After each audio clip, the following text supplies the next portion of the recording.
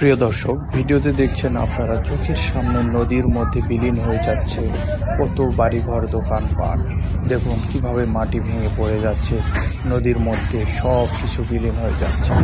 এই কষ্ট শুধু তারাই বোঝে যারা হারাচ্ছে সব কিছু। আমাদের কিছুই করার নেই।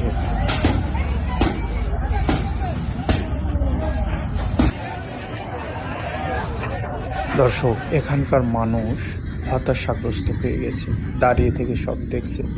তাদের বছরের পর বছর তিল তিল করে গড়ে তোলা ব্যবসা প্রতিষ্ঠান নদীর মধ্যে বিলীন হয়ে যাচ্ছে, কিন্তু তাদের কিচ্ছু করার নেই।